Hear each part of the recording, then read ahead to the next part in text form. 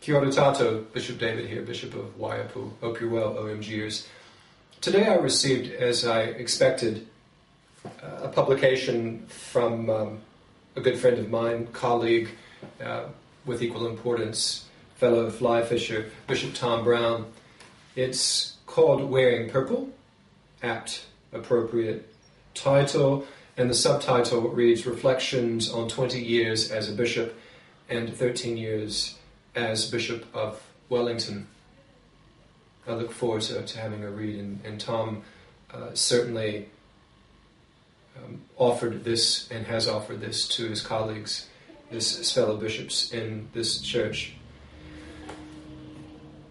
I was consecrated over 3 years ago as diocesan bishop here in Waiapu, and I've thought over the last 3 years, and certainly this thinking predates this time frame of the number of bishops who have resigned, who have finished an important piece of work over the last few years.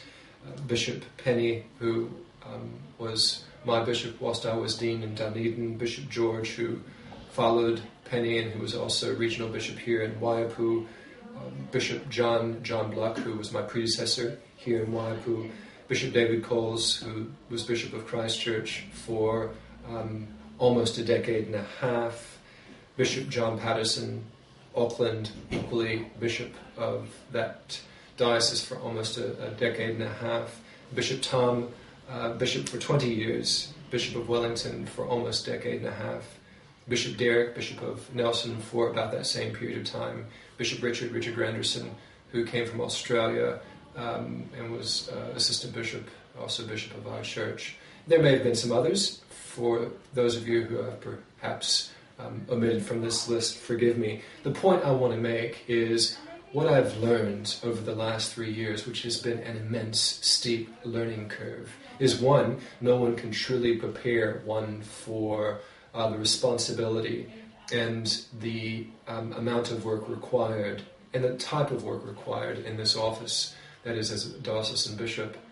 But also I want to say about that aforementioned group of people, I have immense, unmistakable, unambiguous respect for them, for their work, for their longevity, because this is, well, it's quite a difficult responsibility, ministry, job, if you will, indeed.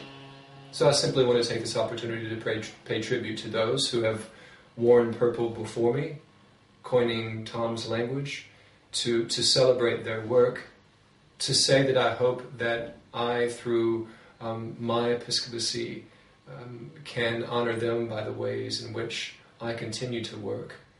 And again, to give thanks for all that they have provided for this church in the ways in which we, as those who continue in this work, have benefited from that offering.